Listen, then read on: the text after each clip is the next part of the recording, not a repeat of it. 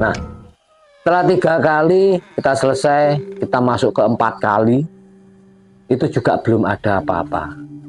Nah, kelima Kang Odeng, setelah melakukan kelima, karena kita harus melakukan sampai 7 kali ya, 7 malam Jumat PON. Itu yang kelima, ini mulai terasa Kang Odeng. Terasanya seperti apa? Mbak Srinya konfirmasi ke saya, kontak telepon saya, Mas, tiba-tiba ini kok aku dapat orderan gede. Apa ini ya rezeki yang akan kita dapat? Orderan apa Mbak? Saya bilang, orderan berambangnya Mas. Jadi dia tuh bawang merah Kang Odeng, suplai bawang merah. Dia dapat orderan banyak, kiriman ke Bekasi Kang Odeng. Kurang lebih waktu itu permintaan 1 truk. Kalau di jumlah itu mungkin secara muatan itu kurang lebihnya 8 ton.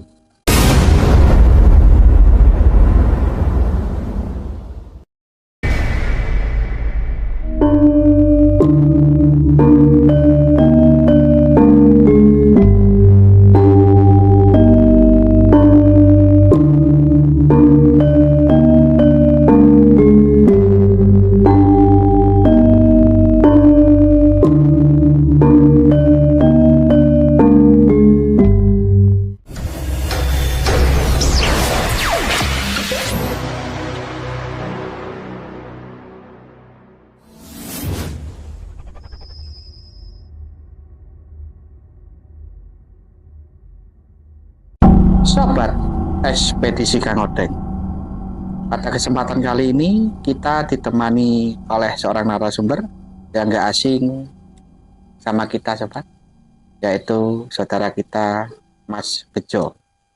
Mas Bejo ini pernah kita podcast ya sampai 5 kali, 6 kali. 6 kali ini Kang Odeng. Masya Allah. Mas Bejo tadi mampir ke rumah main-main lah ya, katanya ada acara di Alas Purwo Mas. Dan ada acara, saya ngantar tamu ke Alas Purwo dan kebetulan beliau kan sudah masuk ya, jadi ada kesempatan kosong saya mampir Kang Odeng. Siap, terima kasih sebelumnya Mas ya, karena Mas Bejo ini pernah jadi narasumber kita sampai ke 6 kali ini. Beliau juga sekarang mempunyai kisah. Mas Bejo ini pernah dulunya juga katanya pernah mencari pesugihan di Gunung Kemukus. Betul. Itu awal ceritanya gimana Mas? Ya, jadi gini Kang Odeng, itu berdasarkan pengalaman saya mengantar ya, awalnya itu mengantar, tepatnya itu 2 orang. 2 orang yang berbeda, di mana acara yang pertama itu berhasil, lalu di acara kedua juga berhasil. Dari situlah saya muncul katakanlah keinginan untuk bisa membuktikan sendiri. Nah, kejadian itu kurang lebih waktu itu di tahun 2009-2010 Kang Odeng. Ya, itu kejadian saya. Nah, waktu tahun itu saya juga masih bergelut dengan dunia antikan ya. Kalau orang sekarang bilang antikan, yang berhubungan tentang SM atau samurai, TR atau tokek, dan lain sebagainya. Juga ada uang dolar dan sebagainya. Banyak sekali Kang Odeng dunia antik, termasuk mustika-mustika yang untuk dilakukan proses dan sebagainya, dan pusaka. Nah, waktu itu saya mengantarkan itu satu dari orang Sragen, sama-sama orang Sragen. Kalau yang satunya saya ngantar orang Gunung Kidul, sama orang kota Yogyakarta. Nah, kalau saya, karena saya waktu itu bergelut di dunia antik itu sampai ke wilayah Jawa Timur, tepatnya di Probolinggo Kang Odeng. Saya itu inisiatif keinginan untuk bisa terjun sendiri ke Gunung Kemukus, maka saya coba-coba mencari-cari pasangan yang bisa saya ajak untuk ke sana. Nah, dari perjalanan itu saya menemukan seorang perempuan, memang saya sudah kenal dulunya, dan posisinya kebetulan sekali saya waktu itu belum berkeluarga, dan orang ini juga posisinya belum keluarga, tapi posisi sudah pernah keluarga tapi sekarang nggak berkeluarga Kang Odeng, atau waktu saya mendekati garis kasarnya janda Kang Odeng itu. Nah, waktu itu kenal beliau ini di Probolinggo, masih muter-muter di Probolinggo ketemu beliau, terus saya sampaikan apa yang ingin saya lakukan kepada beliau. Mungkin saya pakai nama samaran aja ya untuk teman perempuan ini, namanya Sri ya. Nah, si Mbak Sri ini karena sudah lama kenal, sudah sering ketemu di dunia antikan, seketika ketemu lagi saya inisiatif Kang Odeng untuk membicarakan tentang kita berangkat ke Gunung Kemukus. Setelah saya menceritakan 2 kali saya mengantar orang yang berbeda, itu semua berhasil. Dari penyampaian itu tidak serta-merta langsung saya itu disetujui. Nah, beliaunya minta waktu, kurang lebihnya waktu itu 1 minggu. Kira-kira gimana? Nah, di waktu itu karena saya sendiri sudah punya modal dan ada modal untuk bisa saya buat saku berangkat ke sana, ya mau nggak mau saya yang membiayai semua Kang Odeng, dari Mbak Sri dan saya. Jadi setelah ada kesepakatan, 1 minggu kemudian kita buat waktu untuk berangkat. Nah, karena di sana itu ada hari tertentu yang memang harus bisa didatangi, dan saya masih ingat betul itu di malam Selasa Pon atau malam Jumat Pon. Nah, saya kesepakatan malam Jumat Ponnya Kang Odeng untuk bisa dari sana karena itu waktu yang terdekat dari kesepakatan kita. Dari situ saya berangkat dulu ke Probolinggo menjemput beliau. Sampai di Probolinggo saya tidak langsung berangkat tapi nginap 1 malam di hotel. Setelah nginap saya melakukan pembicaraan intens berdua untuk kesiapannya, dan memang sudah mutlak keinginan kita bareng udah siap. Maka tepatnya hari Kamis itu paginya kita berangkat Kang Odeng. Di Kamis pagi berangkat, nyampe di Grobogan tuh ya, maksudnya tapi Sragen sebenarnya. Itu di Gunung Kemukus saya naik bis nyampe Solo. Dari Solo kita naik bis jurusan Purwodadi, turun tepat di gang arah ke Gunung Kemukus. Nah, dari situ kita naik ojek untuk menuju ke Bukit Kemukus. Ternyata posisinya waktu itu memang untuk air di sekitaran bukit itu tidak ada, alias kering danaunya. Jadi kita dimudahkan lebih cepat naik ojek itu, tidak harus naik sampan atau naik perahu. Kalau dulu saya itu naik perahu dulu baru bisa nyampe ke bukit, tapi karena kan itu waktu itu musim kemarau, jadi kita naik ojek itu langsung tanpa harus naik perahu atau sampan sampai ke bukit. Setelah kita melewati danau kering seperti jembatan tanah liat waktu itu, nah kita masuk sana sampai di lahan parkiran, kita langsung titipkan di khusus penitipan sepeda motor Kang Odeng. Apa yang saya titipkan di sana? Padahal saya kan naik ojek. Waktu itu saya kan bawa pakaian Kang Odeng, dan saya titipkan dulu karena bawa 2 tas besar, saya titipkan di tukang ojek di penitipan sepeda motor.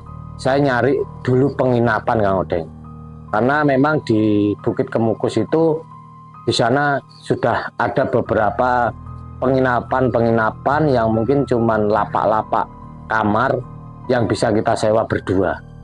Nah, setelah saya tinggal nyari dapat, saya bawalah tas itu ke tempat penyewaan kamar. Setelah dari situ kami berdua langsung berangkat ke tempatnya juru kunci Kang Odeng.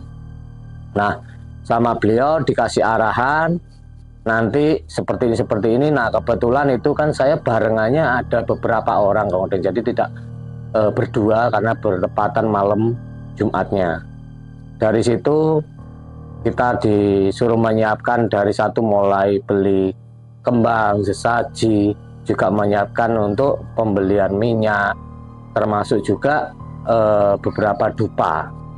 Nah, dari situ kita berdua pertama yang kita lakukan adalah berangkat ke sumur punyanya yang atas nama Dewi Ontrowulan Kang Odeng.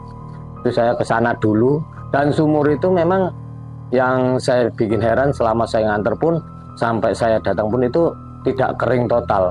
air sih ada tapi tidak penuh di sumurnya. Dan itu yang sempat saya heran sampai sekarang, air itu nggak pernah habis di sumur. Ditimba itu manual, ada pakai apa namanya, timba dari bahan karet itu loh talinya. Nah dari situ kan sudah berjajar banyak sekali jerigen-jerigen yang ngantri juga mau ambil air itu. Tujuannya apa? Memang digunakan untuk mandi, Kang Odeng. Karena kita didampingi oleh juru kunci, ya mau nggak mau kita ngikuti arahan juru kunci. Sampai di satu bilik kamar seperti kamar mandi, kita dimandiin kembang. Setelah dimandiin kembang, kita suruh baca doa, ya doa waktu itu memang rapalannya pendek semua. Setelah dari situ kita diminta naik ke makamnya Pangeran Samudro. Jadi dari bawah itu kita memang harus jalan kaki dari parkiran penginapan sampai ke tempatnya sumur Dewi Ontrowulan, itu kita jalan kaki, Kang Odeng. Dari situ kita selesai mandi, dan waktu naiknya ini yang memang saya sudah biasa ya, di sana beberapa kali nganter itu rame, Kang Odeng. Jadi sana itu bersatu padu, banyak orang dari mulai laki perempuan, terus usia lanjut banyak juga, dan anak-anak muda juga nggak sedikit. Dari sanalah memang ramai banget, dan kita waktu mau ke sumur itu aja sudah antri, dan saat kita diarahkan ke makam itu pun juga sama, Kang Odeng. Di sana pun kita ngantri. Jadi kita tidak langsung masuk, tapi nunggu giliran yang lainnya selesai baru keluar. Nah, rombongan kita baru masuk, Kang Odeng. Dari situ kita berdua masuk, lalu melakukan sekar. Yang kedua diberikan rapalan untuk dibaca, disampaikan atau doa, katakan seperti itu, di depan makam itu, Kang, di makamnya Pangeran Samudro. Dan kurang lebihnya rapalan itu memang sebenarnya saya mudah-mudah ingat ya, karena sudah lama kejadiannya ini. Jadi intinya adalah kita melakukan pertukaran, Kang Odeng. Pertukaran apa yang akan kita lakukan. Jadi artinya seperti apa, ibaratkan orang melakukan apa ya, kegiatan untuk orang dewasa itu, kita rasa nikmatnya itu atau kenikmatannya itu kita tukar dengan namanya rezeki. Intinya itu sampai di berapa kali 7 turunan kita menukarkan seperti itu. Dan di waktu kita sudah selesai, Kang Odeng, di situ kita udah merapalkan. Di saat rapalan terakhir itu, Kang Odeng, rapalan terakhir saya membaca, saya masih ingat betul, dan si Mbak Sri juga sempat ngomong ke saya setelah itu. Tapi kalau waktu pas setelah selesai di akhir membaca rapalan itu, saya itu memang terbiasa sebenarnya dengan hal-hal semacam ini, gaib dan sebagainya. Tapi karena waktu itu tempatnya ramai, saya pikir ya mungkin efeknya atau ada satu kejadian pasti nanti setelah ini. Tapi nyatanya di rapalan terakhir itu, Kang Odeng, saya tuh merasakan langsung bulu kuduk saya merinding. Dan di sini di leher belakang saya itu terasa kayak bener-bener apa ya, bulu saya ini berdiri dengan sendiri dengan sangat apa ya, kaku gitu, terasa banget dan merinding. Dan hawanya itu, udaranya itu nggak seperti sebelumnya. Kalau sebelumnya kan banyak orang itu terasa kayak hawa panas ya toh, sumuk ya kalau orang Jawa. Itu enggak, itu hawanya apa ya, dibilang dingin nggak dingin, panas nggak panas. Kalau orang Jawa bilang itu anyep. Jadi anyepnya itu nggak enak. Jadi hawanya itu benar-benar nggak enak, dan terasa banget seolah-olah saya itu ada yang mendekati. Karena dari kejadian-kejadian lama yang pernah saya lakukan seperti ini, memang kalau ada hal-hal semacam itu akan merasakan satu efek. Dan ternyata benar, Kang Odeng, selain merinding, yang terjadi adalah itu kayak ada hembusan, Kang Odeng.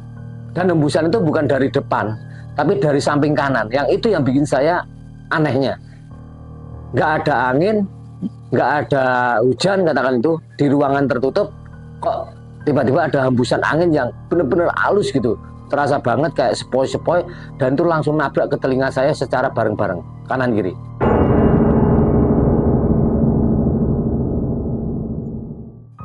Nah, dari situlah saya sudah mulai merasakan ada hal-hal yang memang bersifat ini saya yakin ini pasti ada direstui lah bahasa saya. Doa saya, rapalan saya direstui atau diterima katakan gitu. Ya udah, saya masih fine-fine aja. Nah cuman Mbak Srinya ini diem kaku Kang Odeng, diem di samping saya. Dia itu nggak ada ucap, nggak ada omong, cuman dia menyempatkan pegang ini lutut saya. Cuman saya noleh gini aja, tapi saya nggak berani ngomong karena posisi sudah proses ritual. Ya saya cuman melihat, melirik, tapi beliaunya tidak melihat. Beliau cuman pegang kayak kenceng gitu. Saya cuman ya batin aja, apa mungkin sama yang saya rasakan juga dirasakan oleh Mbak Sri. Nah, jadi setelah kita melakukan ritual di makam itu Kang Odeng, kita akan melakukan ritual yang tahap terakhir Kang Odeng, yaitu kita harus kembali ke penginapan sesuai instruksi dari juru kunci. Dan di sana sebelum kita melakukan, kita juga diberi rapalan ya. Apa rapalannya? Nah, kita pulang dulu ada yang waktu itu. Kita masuk ke penginapan, tapi kita nggak langsung melakukan. Saya sempatkan minum kopi dulu Kang Odeng. Di situ minum kopi, paling tidak kurang lebih 10 menit. Setelah selesai, saya masuk kamar. Nah, masuk kamar inilah saya sesuai instruksi dari juru kunci itu itu dikasih minyak saya Kang Odeng. Minyak ini nanti fungsinya adalah untuk dioleskan sebelum saya melakukan persetubuhan dengan Mbak Sri. Nah, yang kedua, saat kita melakukan persetubuhan itu dari keluarnya nanti air dari air mani saya atau air itu nggak boleh dibuang gitu aja Kang Odeng, tapi harus ditumpahkan di situ di luar, nanti baru dioles sama tisu Kang Odeng. Dioles tisu itu tujuannya apa? Nanti dicampurkan sama kembang yang sudah disiapkan di dekat kamar itu. Kita juga harus bakar dupa barengan waktu kita mau bersetubuh Kang Odeng. Jadi saya masuk kamar itu menyiapkan yang pertama adalah kembangnya. Setelah kembang kita nyiapkan dupa. Nah, kita bakar Kang Odeng.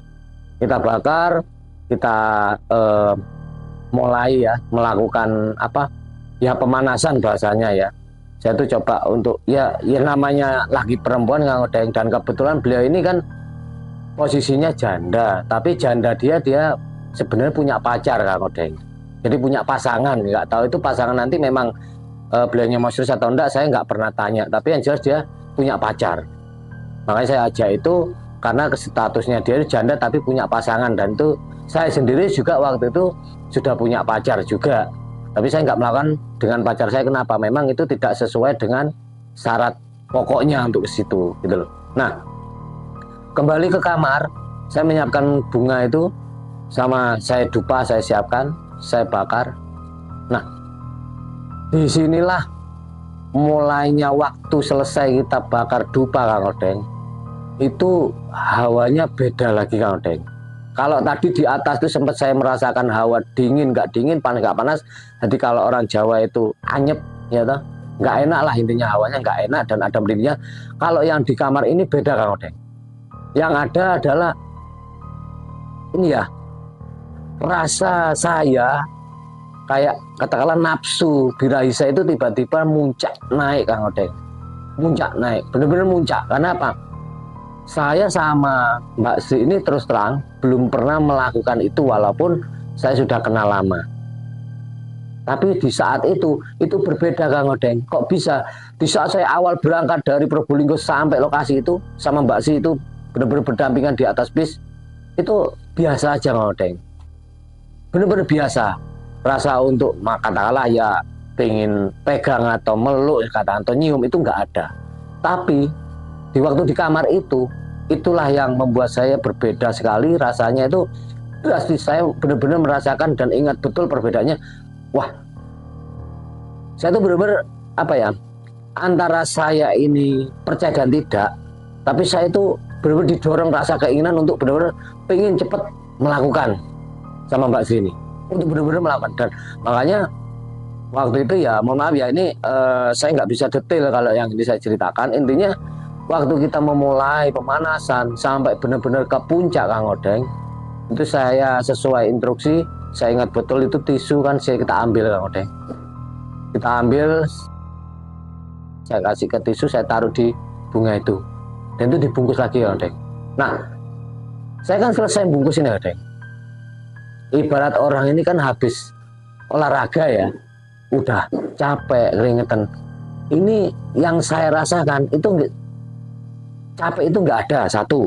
Kedua, padahal saya itu pengen minum sebenarnya, pengen minum kopi lagi lah katakan di luar, itu nggak jadi, terus terang nggak jadi. Kenapa? Padahal Mbak Sri ini aja pakaiannya dia masih pakai anduk mau kamar mandi Kang Odeng. Itu dengan apa ya saya bilang, beringasnya saya itu saya langsung tarik aja Kang Odeng. Nah, saya tarik ke tempat tidur, saya lakukan lagi. Dan Mbak Sri itu antara seperti orang bengong seperti saya bilang, bengong awalnya, tapi setelah melakukan pemanas lagi, di saat pemanas itu sudah mulailah kita saling benar-benar ngimbangi lah, terjadi keseimbangan gerakan kita, dan terjadilah puncak itu ingat saya. Dan itu benar-benar saya kedua kali. Nah yang berikutnya saya sempatkan ngopi Kang Odeng, itu benar-benar saya pengen ngopi, saya sempatkan ngopi. Nah waktu saya sudah pesan kopi sudah jadi, saya minum itu baru 2-3 seruput ingat saya, itu Mbak Sri kan keluar ikut nongkrong, maksudnya dalam posisi dia pakaian baju rapi. Nah secara nggak sengaja Mbak Sri ini duduk di samping saya, dia itu juga pesen minuman, waktu itu teh, ingat saya teh. Nah beliau ini kan badannya nyenggol saya Kang Odeng, antara paha dia dengan paha saya ini kan sejajar duduknya, nggak senggol. Nah ini aneh, seketika itu saya muncul nafsu yang benar-benar saya bilang ini nggak tahu apa yang terjadi, tapi yang jelas udahlah, saya pingin, saya memang harus lakukan. Dan itu masih ada kesadaran seperti itu, saya dalam hati kecil saya ngomong kayak gitu. Ya udah, seketika Mbak Sri saya bilang, ayo mlebu meneh Mbak. Loh Mas, si entah sih, ayo wis mlebu aja. Saya pakai Jawa gitu, ayo masuk aja saya bilang gitu. Dia jawabnya, baru aja udah. Ya udah nggak apa-apa, ayo maju, apa masuk saya bilang gitu. Ya udah, seketika itu dengan tanpa mikir panjang, kopi yang baru 2-3 seruput tadi saya tinggal Kang Odeng, saya masuk lagi. Dan itu melakukan itu benar-benar di luar kendali saya. Saya itu benar-benar apa ya, yang saya cuman dibayangkan saya waktu itu cuman benar-benar pingin dan pingin terus gitu loh. Dan itu saya lakukan. Dan asal tahu Kang Odeng, saya nggak perlu ceritakan yang ke berikutnya. Terus terang di malam Jumat Pon itu sampai ketemu di paginya Pon itu, saya itu melakukan sampai 5 kali Kang Odeng. Dan itu di luar kewajaran saya bilang. Saya nggak pernah namanya mempersiapkan diri pakai minum obat, enggak. Apalagi pakai doping-dopingan gitu, enggak. Atau obat kuat, enggak. Saya normal-normal aja. Dan itu yang buat saya selesai di pagi hari dan merasakan benar badan saya ini mulai terasa banget capeknya dan lemes banget. Nah, dikarenakan memang hari itu juga kita harus pulang ya, karena memang kita ngatur waktunya Mbak Srinya ini untuk hari Jumat sorenya itu sekitar jam 6 jam 7 itu ada acara Kang Odeng, dan memang kita ngejar waktu itu. Seketika kita jam 9-10 pagi itu kita undur diri Kang Odeng, pamitan pada pemilik warung setelah membayar semuanya, termasuk juga ke juru kunci. Tapi terus terang juru kunci sebenarnya yang semalam itu kita sudah pamitan, jadi beliaunya sudah memang melepaskan. Nah dari situ apa yang tadi sudah kita lakukan kita bungkus ya, kita bawa pulang Kang Odeng. Dan di situ perjalanan pulang Kang Odeng, ini benar-benar kejadian ini yang saya tidak bisa lupakan. Saya heran aja di saat dinaik bus Kang Odeng, seperti orang gila saya itu. Maksudnya gimana? Saya itu kesenggol Mbak Sri itu loh. Bisa-bisanya itu kelakian saya itu bangun dan nafsu saya muncul. Seperti orang apa ya? Kayak nggak kenal waktu terus. Yang terjadi apa? Ya nggak percaya mungkin Kang Odeng atau siapapun pastinya yang sudah pernah ke sana. Saya dalam perjalanan itu menahan diri, gimana caranya nanti ini nggak kelewat batas, ini tempat umum di atas bis dan sebagainya. Nah, apa yang saya lakukan? Saya minta tolong, Mbak, pindah hono Mbak, operan wong lanang. Saya minta pindah tempat, kursi, saya minta ganti laki-laki. Tujuannya apa? Saya untuk tadi mengurangi apa ya, rasa saya untuk benar-benar ingin melakukan dengan Mbak Sri lagi gitu loh. Nah, dari situlah saya bisa menahan diri karena memang Mbak Sri paham, mungkin ya ngerti apa yang terjadi. Ya sudah, dalam perjalanan banyakkan saya terus tak buat istirahat Kang Odeng sampai di Probolinggo. Dari Probolinggo terus langsung naik angkot ke tempatnya Mbak Sri. Dari situ saya selesai. Nah, terus kesepakatan, Mbak, nanti kita ketemu lagi di malam Jumat lagi, malam Jumat Pon, kita harus berangkat lagi. Kira-kira ada halangan enggak atau ada acara enggak? Enggak ada, Mas. Yang penting nanti kita kontak-kontak aja. Ya sudah, kesepakatan Kang Odeng, kontak-kontak. Nah, di waktu saya pulang balik ke Jogja waktu itu Kang Odeng, posisinya balik itu saya terngiang-ngiang aja sama Mbak Sri. Padahal yang selama ini saya kenal Mbak Sri sudah lama, kurang lebih setahun 2 tahun, tapi nggak pernah terbayangkan seperti ini. Dan itu di perjalanan saya masih ingat aja, terasa ingat. Nah, sampai di rumah ada yang waktu berjalan hingga waktu mendekati di malam Jumat yang berikutnya atau yang kedua. Di situ kita habis teleponan dan kesepakatan memang saya juga sudah siapkan semuanya, dan beliaunya ternyata tidak mau dijemput, jadi beliaunya maunya berangkat ketemuan di Solo. Nah, setelah kita terus melakukan komunikasi, beliau sampai Solo, nah kita ketemu. Di situ pun saya terus terang sempat aja ada rasa ragu untuk melanjutkan ke Gunung Kemukus. Karena apa? Saya waktu itu di HP saya tiba-tiba kan ada konfirmasi telepon dari salah satu tamu, terus terang tamu jauh dari Jakarta, dan beliau ini lagi di Jogja dan saya harus nemui. Tapi saya bilang saya masih ada keluar kota, kemungkinan nanti 2-3 hari saya balik. Tapi di situ orangnya maksa. Karena apa? Kok bisa maksa? Karena saya sudah pernah ngantar beliau sekali dan harus ngantar yang kedua kali karena memang perjanjian di keduanya untuk melakukan aktivitas lain. Ini beda Kang Odeng terus terang. Tapi itu urusannya apa? Urusan terus terang itu tanah Kang Odeng. Saya juga di sana melakukan perantara sebagai maklarnya jual beli tanah. Jadi ini sebenarnya pembeli. Tapi saya antara apa ya, itu seperti godaan yang saya rasakan. Apa saya harus tetap berangkat atau saya harus balik? Padahal kan dari Solo ke Jogja sebenarnya cuma waktu 2 jam udah nyampe. Tapi dikarenakan Mbak Srinya sudah ada di sana, saya sudah kesepakatan hari itu harus ketemu dan berangkat, dan saya mikirkan ini baru aja kedua kali, masa sih saya mau membatalkan kan gitu. Itu saya ngomong kayak gitu di hati saya. Seketika saya putuskan, udahlah saya tetap berangkat, kalau memang belum rezeki itu ya sudahlah, siapa tahu rezeki saya malah di sini, saya bilang gitu. Itu hati kecil saya ngomong. Nah, dari situlah saya tetap berangkat. Seperti di minggu pertama kita melakukan ritual yang kurang lebih sama. Lalu perbedaannya di sini Kang Odeng, kalau di pertemuan kedua ini waktu melakukan itu saya tidak seberingas di awal. Saya waktu itu kalau nggak salah kurang lebihnya 3 kali aja kita melakukan.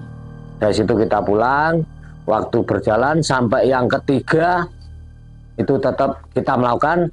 Tapi waktu ketiga itu pun antara Mbak Sri usahanya waktu itu kan beliaunya punya usaha salon Kang Odeng. Satu salon, satunya dia pengepul bawang merah Kang Odeng. Jadi dia itu seperti supplier. Nah, dari situ ketiga kali kita melakukan acara itu dari usaha saya waktu itu, yang memang saya punya usaha waktu masih merambah kecil-kecilan tuh di buah itu. Waktu itu benar-benar masih awal, saya ngawali dari cuman satu lapak di pinggir jalan, dan itu belum merasakan efek apapun Kang Odeng. Jadi terlintas juga di pikiran saya dan Mbak Sri ini kira-kira sampai kapan ya Mas? Ya kita ikuti aja lah apa yang disampaikan oleh simbahnya, juru kuncinya. Kalau yang disampaikan itu tiap orang beda-beda. Ada yang cepat, ada juga sampai nunggu penuh baru berhasil. Seperti itu penyampaiannya dari pengalaman-pengalaman yang sudah masuk lewat juru kunci ini, gitu kan Odeng. Nah, setelah 3 kali kita selesai, kita masuk ke 4 kali, itu juga belum ada apa-apa. Nah, kelima Kang Odeng, setelah melakukan kelima, karena kita harus melakukan sampai 7 kali ya, 7 malam Jumat PON, itu yang kelima, ini mulai terasa Kang Odeng. Terasanya seperti apa? Mbak Srinya konfirmasi ke saya, kontak telepon saya, Mas, tiba-tiba ini kok aku dapat orderan gede, apa ini ya rezeki yang akan kita dapat? Orderan apa Mbak? Saya bilang, orderan Brambangnya Mas. Jadi dia tuh bawang merah Kang Odeng, suplai bawang merah. Dia dapat orderan banyak, kiriman ke Bekasi Kang Odeng. Kurang lebih waktu itu permintaan 1 truk. Kalau di jumlah itu mungkin secara muatan itu kurang lebihnya 8 ton. 1 truk, 1 kiriman. Nah, saya sudah memastikan itu pasti ini kayaknya bukan saya yang dapat rezeki seperti yang disampaikan juru kunci. Kalau memang salah satu sudah berhasil ada rezeki, harus membantu pada pasangannya yang memang tidak dapat efek rezeki. Artinya apa? Kalau misalkan perempuannya yang dapat rezeki, ya nanti harus bantu yang lakinya. Sebaliknya gitu. Kalau yang lakinya dapat rezeki, ya harus bantu yang perempuannya. Nah, kebetulan sekali itu kan bukan saya di bagian untuk penerima rezeki itu. Apa? Dari Mbak Sri. Mbak Sri dapat orderan 8 ton itu nggak sekali 2 kali Kang Odeng. 1 truk kiriman ke Bekasi itu hampir bisa dibilang per kurang lebih 3 hari sekali permintaannya. Dan itu saya nggak tahu ya secara jelasnya itu kontraknya apa, saya nggak pernah tanya, tapi yang jelas beliau ngirim ke saya Kang Odeng. Terus terang ngirim uang, waktu itu saya masih ingat kiriman uang pertama yang dikirim ke saya itu 5 juta. Karena beliau menyampaikan dia ada uang ini, dapat sekian ini, saya bisa sisihkan untuk emasnya itu 5 juta. Jadi mau nggak mau sisanya tak pakai buat perputaran modal lagi. Saya ya monggo lah, saya bilang gitu. Nah, selama dari 5 tadi sudah mulai itu kan, setelah 5 kali melakukan itu selisih 2 hari aja Kang Odeng kejadiannya. Setelah 2 hari setelah kelima melakukan itu kok ada pesanan sebanyak itu berlanjut sampai saya ke 6. Nah, cuman bedanya ini lagi. Kalau ke 6 ini seperti ada gangguan, saya bilang. Kok bisa dibilang gangguan? Mbak Srinya tiba-tiba bilang, Mas, ini nanti pas hari itu saya juga harus ngontrol, ngawasi pengiriman bawang merah yang ke Bekasi. Karena apa? Ini permintaan langsung 2 kali lipat. Ya saya cuman bilang, Mbak, ingat, ini semua ada alasannya, ada dasarnya. Kita dapat rezeki nggak tiba-tiba, karena kita melakukan ini ya, aktivitas ini di Gunung Kemukus. Jadi mbaknya harus sadar. Dari situlah saya ngasih beberapa wejangan lah, omongan lah, intinya pokoknya merayu mbaknya biar mau di ke-6. Karena apa? Saya bilang kita udah ke-5 mau ke-6 besok ini, berarti kita masih ada 2 lagi ya, ke-6 dan ke-7 terakhir kan, habis itu kita tinggal menikmati hasil seterusnya Mbak. Saya bilang ya sudah Mas, saya pikir kali toh ini nanti memang belum rezeki, ya udah mau orangnya dibatalkan dibiarkan aja ya. Itu masih ingat betul di telinga saya waktu ditelepon. Ya udah Mbak, nggak apa-apa, ikhlaskan aja, saya bilang gitu. Nah, yang ke-6 Kang Odeng itu kita tetap jalan Kang Odeng, jalan. Cuman sangat berbeda lagi, sangat saya rasa beda, tidak seperti di awal hingga ke-5. Di hari ke-6 ini saya sudah merasakan apa yang dilakukan Mbak Sri atau sikapnya ke saya waktu di Kemukus itu mulai berbeda. Jadi seperti ada apa ya, rasa kayak mulai menjauh gitu loh. Itu yang membuat saya, waduh, apalagi ini saya gitu. Saya tuh sempat bingung, godaannya apa seberat ini, saya bilang. Kenapa saya bilang berat? Ini kan udah hampir habis, ketujuh, habis itu udah kita tinggal menikmati kan gitu. Kok ada lagi, apa ini godaan juga? Saya coba ya dengan secara halus lah, untuk ke perempuan ngomong secara halus, ya dijagalah, kita tujuannya tinggal dikit, habis ini kita ada kelar, habis ini kita benar-benar tinggal menikmati hasil. Mungkin sekarang ini hanya katakanlah setitik dua titik, rezeki siapa tahu nanti setelah kita selesai untuk ritual ini di Gunung Kemukus, otomatis kita bisa mendapatkan lebih dari ini, mungkin bisa lebih banyak pastinya, saya bilang gitu. Ya Mbak saya cuma bilang iya, ya, ya. Nah, setelah ke-6 saya selesai Kang Odeng dari Kemukus, biasanya kalau sudah balik nyampe di rumah, saya itu kan nganter ya sampai di Probolinggo. Saya pulang itu biasanya Mbak situ nahan saya. Kenapa? Selama saya waktu jeda antara yang ke-1, ke-2, 2, ke-3, 3, ke-4, 4, ke-5 sampai 5 ke-6, itu saya masih sempatkan untuk bisa ketemu di waktu tertentu untuk melakukan itu Kang Odeng, di luar acara ritual di Gunung Kemukus itu sendiri. Nah, setelah menginjak ritual ke-6 selesai, inilah yang saya mulai rasakan. Di waktu saya mau pulang, biasanya Mbak Sri ini selalu mencegah Kang Odeng, menahan saya agar tidak pulang dulu, dan ingin kita kumpul malam itu baru besok saya pulang. Tapi itu enggak ada ajakan ataupun untuk ya paling nggak ngomong, Mas nggak usah pulang dulu, itu nggak ada. Dan itu benar saya sudah merasakan yang lebih terasa bedanya di situ.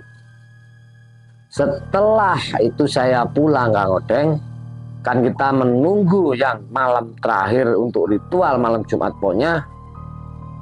Saya biasa di pertengahan antara ritual yang sebelumnya dan yang akan datang itu saya kan ketemu untuk ya mohon maaf ya, kita melakukan persetubuhan itu. Yang ada adalah Mbak Sri ngomong, Mas gak bisa, saya harus ngurusi Brambang ini harus sampai selesai, atau bawang merah ini harus selesai, jadi nggak ada waktu, saya capek Mas. Dan itu mulai menunjukkan alasan-alasan Kang Odeng. Dari situlah saya merasakan sesuatu yang nggak enak saya bilang.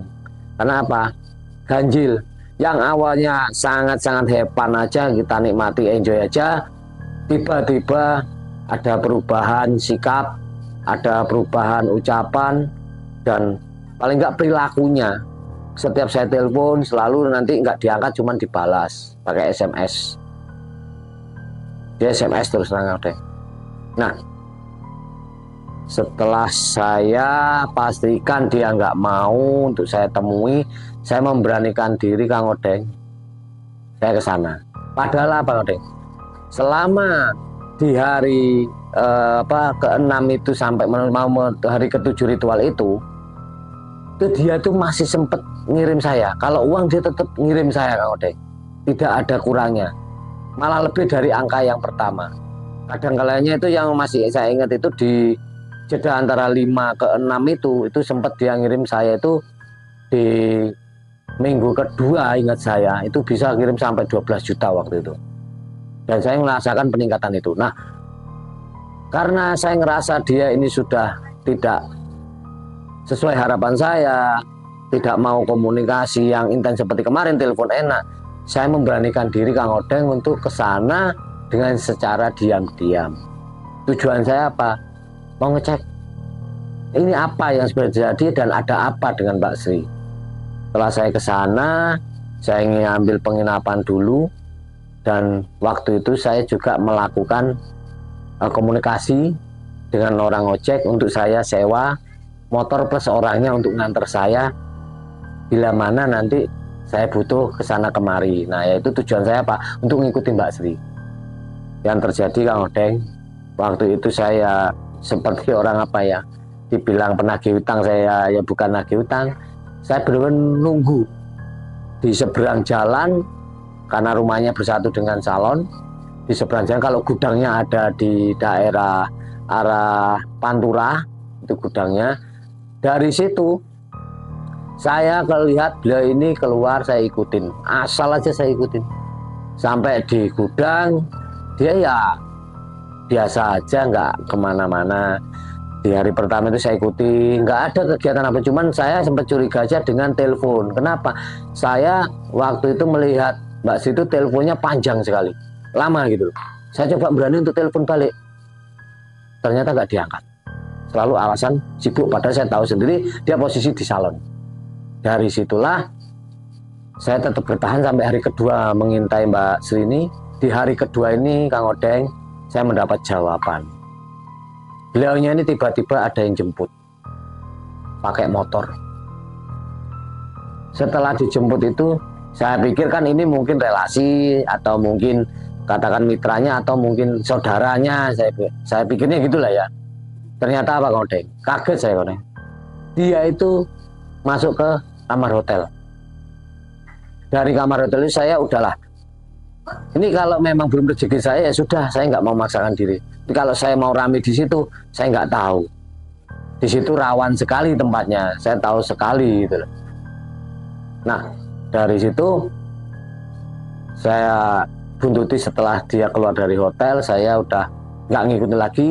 Saya pastiin pulang untuk apa, menenangkan diri, Kang Odeng. Saya nggak mau nanti kalau saya sampai bertemu itu rame-rame, ujung-ujungnya beliaunya malah di hari ketujuhnya nggak mau berangkat. Itu yang saya khawatirkan. Tapi ya memang nasib, sudah nasib ya, Kang Odeng. Pas di hari Rabu saya telepon, nggak diangkat lagi. Saya chat, intinya saya bilang, SMS waktu itu, Mbak, besok Kamis kita berangkat seperti biasa ya. Mau ketemu di Solo atau saya jemput di Probolinggo? Apa yang dijawab Kang Odeng? Seperti ada petir di siang bolong, Kang Odeng. Karena waktu itu hari Rabu siang saya SMS-nya. Jawabannya simple. Enggak, Mas, saya nggak mau berangkat lagi. Sudah, kalau mau berangkat, berangkat aja. Seketika saya itu masih termenung lihat dari pesannya itu. Saya diem, saya telepon, nggak diangkat. Sekali, dua kali, tiga kali, nggak ada aja, sudahlah. Saya beranikan lagi, Kang Odeng, berangkat langsung ke Probolinggo. Saya temui gimana cara, pokoknya harus berangkat. Saya juga bawa bekal pakaian waktu itu. Nyampe lah di Probolinggo, langsung di rumahnya dia, langsung menuju sudah. Dan kebetulan di sana beliaunya ini posisinya waktu itu saya datangnya karena sore, beliaunya juga masih di salon. Saya langsung temui, dia kaget. Karena biasanya saya datang itu kan perjanjian di hari Kamis, ketemuan di Solo. Jarang saya jemput kecuali di pertama waktu itu. Nah ini tiba-tiba saya jemput, saya datang ke sana, dia kaget dan seperti orang menghindar, Kang Odeng. Menghindarnya gini.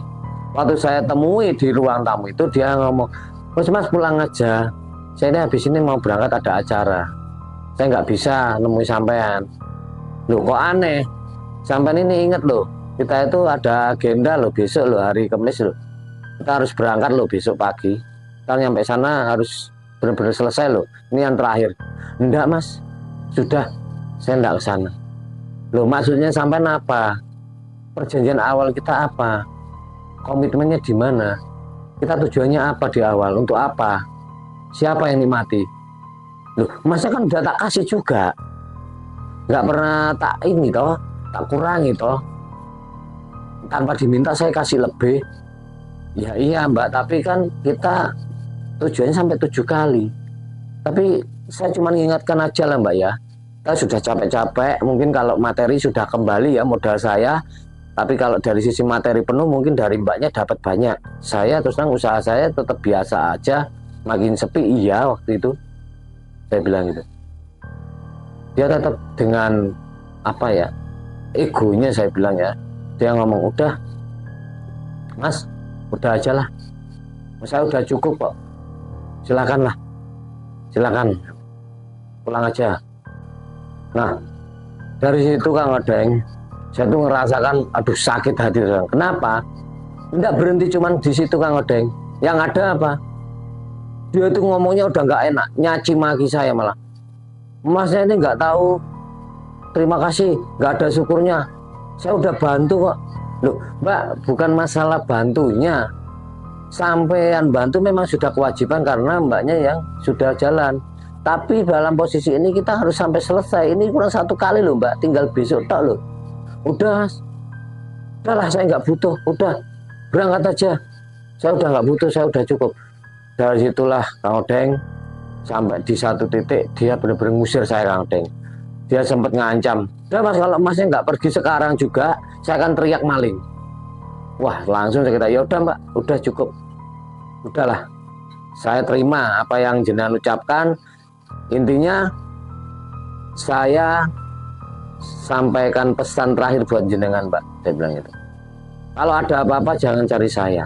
Loh, maksudnya apa ngancam? Saya nggak ngancam, karena apa? Kita nggak memenuhi ritual terakhir. Kalau sampai usahanya mbaknya belum tikar, saya nggak mau tahu Mbak. Saya nggak mau juga mau pesan lagi, karena mau saya besok, saya bilang gitu. Karena terjadi pertengkaran hebat Kang Odeng, ya udahlah, hati kecil saya sudah saya bilang gitu. Terus tak berangkat sendiri aja. Seketika saya itu langsung udah balik kanan, langsung berangkat ya. Itu hari Rabu malam itu juga saya berangkat. Nyampe di sana itu kurang lebih jam sekitar Solo itu kalau ingat saya jam 2-an, di hari itu jam 2 pagi, Kamis 2 pagi. Seketika saya di Solo nyari penginapan Kang Odeng, penginapan biar saya besok paginya berangkat. Karena apa? Saya udah bener-bener stres, pusing, gak karu-karuan dengan kondisi itu. Udah macam-macam lah pikiran saya. Setelah nginap paginya saya berangkat jam sekitar jam 8-9, tetap saya berangkat. Saya langsung menemui juru kunci Kang Odeng. Dari sana saya menceritakan kejadian demi kejadian setelah ritual pertama sampai ritual ke-6 kemarin dan sampai kejadian kemarin itu. Apa jawabannya Kang Odeng? Kalau Masnya kesini lagi tetap harus dengan pasangannya sudah dijalani. Kalau Masnya sendiri satu nggak bisa jelas. Kedua, Masnya ganti pasangan pun lebih susah, nggak bisa. Nah terus gimana ini? Masa saya harus balik lagi Probolinggo? Ya coba dibujuk dulu, siapa tahu mau. Nggak mungkin, saya bilang gitu. Nggak mungkin Mbah. Dia udah ngusir saya kemarin itu. Bener-bener udah nyakitin hati saya. Makanya saya udahlah. Saya tekad berangkat malam itu juga. Terus pagi tadi saya udah nyampe Solo dan ini saya nyampe sini ini pun dalam posisi saya udah pasrah aja lah. Ini gimana solusinya, saya bilang. Jalan keluarnya apa, saya bilang. Ya nggak bisa Mas, apapun yang terjadi nggak bisa. Tapi kan usaha saya ini loh Mbak, bukannya tambah sukses, tapi yang punyanya Mbak Sini yang makin jaya, dia nambah kekayaan. Lah saya, usaha saya ya kayak gitu-gitu aja. Ya bener saya dapat modal dari sana, saya puter itu, tapi nggak berkembang gitu loh. Tetap aja Mbak gitu loh, usaha tetap saya nambah unit pun waktu itu di 2 minggu terakhir itu saya nambah unit. Tetap aja 2 minggu terakhir itu nggak signifikan usaha saya. Itu yang buat saya tambah bingung Mbak. Ya udah Mas, apapun itu saya nggak bisa bantu terkecuali masih datang sama mbaknya itu, pasangan yang kemarin. Udah dari situlah Kang, saya sudah bener-bener orang gila. Maju salah, mundur salah, maju ini nggak mau apa, nggak ada pasangan, pulang ini ya mau apa, jadi kayak orang gila yang ada. Terus benar-benar waktu itu saya sekitar jam 5 sore saya masih telepon nggak diangkat dan sebagainya, malah nggak dianggap lah ini. Saya chat SMS itu juga nggak dibales. Ya sudahlah, saya pasrah. Seketika itu juga saya lemes-mes, dengan kondisi yang lemes lunglai saya itu ke penginapan. nyari tempat istirahat tapi di luar Gunung Kemukus. Itu waktu itu di timur, itu timur ya saya ingat itu, karena Gunung Kemukus itu di baratnya jalan, itu di timurnya jalan ada hotel. Nah saya nginep di sana. Saya pengennya besok aja lah pulang. Saya cobalah, siapa tahu ada pencerahan atau malam ini ada apa-apa kan, itu petunjuk lah, saya bilang gitu. Yang ada di hotel itu pun saya nggak bisa tidur. Jadi saya lemes, tambah makin pusing. Tapi untungnya cuma satu, saya masih mau makan. Dan coba kalau saya nggak mau makan mungkin udah beda urusannya. Dari situ besoknya sekitar jam 12-an, saya itu siang itu saya keluar dari hotel itu. Setelah keluar saya langsung berangkat ke Jogja. Dari Jogja sudahlah, saya coba melupakan kejadian ini dan saya aktivitas seperti biasa. Nah dari situ saya usaha tetap, kok nggak ada kemajuan, kok enak ya Mbak Srinya, saya kok nggak dapet. Dan makin hari ke minggu kedua, ketiga itu udah ngerasakan sesuatu yang nggak enak lagi. Usaha saya Kang Odeng itu waktu itu buah itu yang pertama kali saya kulak itu, padahal ya buah itu buah melon. Melon itu posisinya bagus, kulitannya semua, waktu kita coba pecah di pasar itu, pasar buah sentral itu bagus. Oh tiba-tiba itu di minggu ketiga yang saya itu, ya minggu ketiga itu dalamnya nggak udah, itu kayak busuk gitu loh, gak enak. Jadi setiap saya katakanlah buka itu busuk, karena kadang saya jual juga irisan. Setiap ada orang beli juga komplain, kembali lagi dikembalikan karena busuk. Mau nggak mau kan ada yang itu saya ngalami kerugian, harus kembaliin uang yang sudah orang-orang beli itu. Dan sebagian barang yang memang nggak jadi saya jual, itu saya ngambilnya nggak sedikit Kang Odeng, waktu itu kurang lebih 2 ton, 1 pikepan lah lebih, itu 2 ton saya kerugian itu. Dan saya ngerasakan udah benar-benar udah makin hancur usaha saya setelah kejadian. Jadi saya ngerasakan inikah efek dari apa yang tidak terselesaikan ritual saya dengan Mbak Sri sehingga seperti ini. Dan saya sempat berpikir, nah terus Mbak Sri kayak apa ya ini, apakah efeknya saya ini makin hancur gini terus Mbak Srinya makin jaya atau makin kaya. Saya terus terang nggak ada iri hati, saya nggak ada, saya perlu coba lepas ikhlas. Cuman yang saya aneh kan usaha saya makin kesini menurun, makin menurun. Nah satu ketika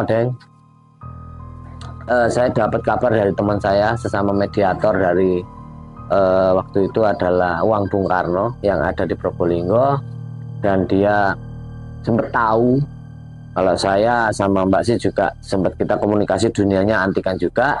Saya coba tanya-tanya ke Mas Anto ini namanya, samaran juga ini Mas Anto, cuma nanya nih tuh kabarnya Mbak Sri gimana ini, kok saya dengar katanya usaha brambangnya atau bawang merahnya rame, sekarang jadi orang kaya, udah gak main antikan. Kata siapa Mas? Maksudnya gimana? Mbak Sri itu loh sekarang itu loh udah nggak usah berambang, salonnya juga udah tutup, nggak tahu orangnya kemana. Terakhir yang saya tahu itu main antikan lagi. Kan dulu dia sempat ngomong mau libur, udah nggak mau karena udah ngurusin bawang merah itu. Nyatanya waktu itu dia sempat masuk ke antikan lagi, dan ada temen yang ngomong kalau Mbak Sri itu sudah nggak jadi ini, udah bangkrut usaha berambangnya. Saya kaget dengar. Padahal jeda waktu itu dengan saya waktu dari Kemukus itu kurang lebih hampir 2 bulanan. Jadi ada selisih 2 bulan setelah masa ritual terakhir harus dilakukan, nggak dilakukan itu 2 bulanan. Dan saya tanya ke Mas Anto, itu kejadian udah lama belum? Malah belum lama Mas, paling 2 minggu. Nah, perkiraan itulah. Saya terakhir itu sekitar 2 minggu sama Mbak Sri ketemu, cuman Mbak Srinya itu nggak ngomong apa ya. Sempat saya tanya, kok nggak nyuplai bawang merah lagi kemana, gimana usaha apa? Udah bangkrut, udah nggak bisa apa-apa. Makanya sekarang main antikan. Nah cuman terakhir itu Mas Antonya bilang gitu. Dari situlah saya cuma menyimpulkan, apakah ini efek juga dari apa yang sudah saya lakukan, seperti yang mungkin dikatakan simbahnya. resiko terbesarnya adalah kalau tidak selesai ya pastinya itu akan hilang dengan sendirinya atau berkurang ataupun kembali normal, malah mungkin lebih parah. Dan ternyata betul Kang Odeng, itu ngefek pertama ke saya, yang kedua di 2 bulan itu, hampir 2 bulan waktu itu saya dapat timburan dari Mas Anton di Probolinggo itu seperti itu. Jadi itu Kang Odeng, kisah saya langsung sendiri di Gunung Kemukus. Diawali dengan saya cuma ngantar orang dan saya jalan sendiri dan saya tahu persis kejadian yang saya rasakan seperti itu. Masya Allah. Seperti itu ada. Mas Bejo ini juga banyak ya pengetahuannya ya. Juga banyak mencoba di bidang pesugihan juga ya. Sudah terbiasa ya. Masya Allah. Ya gitulah sobat, kisah dari Mas Bejo. Ya siapa tahu bisa menjadi pelajaran untuk kita semua. Bahasanya rezeki itu datangnya dari Allah, nggak dari siapa apa di mana tempat ya. Kalau kita meyakini sesuatu tempat itu bisa menimbulkan, melancarkan rezeki, ya mungkin aja ya sugesti kita, karena di makam apa di daerah Gunung Kemukus itu ya ngalah berkah lah Mas ya. Ya, kalau berkah itu juga nggak semuanya mungkin berhasil, juga ya banyak juga yang berhasil juga. Jadi nggak semuanya juga berhasil kan Mas, mungkin aja kayak gitu. Ya dari kisah dari Mas Bejo ini, karena Mas Bejo ini sudah mengisahkan 6 kali ini Mas ya. 6 kali ya. Mas Bejo ini banyak pengalamannya. Masih banyak saya itu kalau mau saya cerita, cuman kalau saya sempat aja Kang Odeng ya. Kalau saya main sini saya coba mengingat kembali apa yang sudah saya alami. Cuman saya boleh berpesan nggak Kang Odeng? Boleh Mas. Jadi gini, mungkin selama ini saya ngonten di konten saya sendiri atau di kontennya Kang Odeng, banyak sekali orang-orang menghujat. Saya sederhana Kang Odeng, yang mau saya bantu waktu itu. Tapi dalam artian dosa dan tidak dosa itu bukan manusia yang menentukan, bukan yang bisa nilai atau mencatatnya, itu ada malaikatnya dan ada Gusti Allah yang menentukan kita mau kemana nanti arahnya. Mau ke katakanlah ke pintu-pintu merah atau pintu neraka atau pintu emas atau pintu surga, kita nggak tahu. Saya percaya sama Gusti Allah, yang penting saya coba memperbaiki diri sekarang ke depan kesininya. Dan alhamdulillah Kang Odeng, dengan tetap saya karena kemampuan saya di dagang, sekarang saya tetap dengan dagang buah saya Kang Odeng. Dan alhamdulillah udah kurang lebih ya, waktu itu kisah keberapa ya saya kesini. Itu sebenarnya saya sudah nambah 1 lapak lagi Kang Odeng. Alhamdulillah. Jadi dengan apa adanya, usaha saya malah sedikit demi sedikit sekarang berkembang. Alhamdulillahnya itu. Seperti itu Kang Odeng. Ya, terima kasih banyak Mas Bejo sudah mengisahkan kembali kisah panjenengan. Saya sebagai Kang Odeng, saya ucapkan banyak-banyak terima kasih. Sama-sama Kang Odeng. Kita tutup dulu Mas Bejo ya. Yeah. Assalamualaikum warahmatullahi wabarakatuh. Waalaikumsalam warahmatullahi wabarakatuh.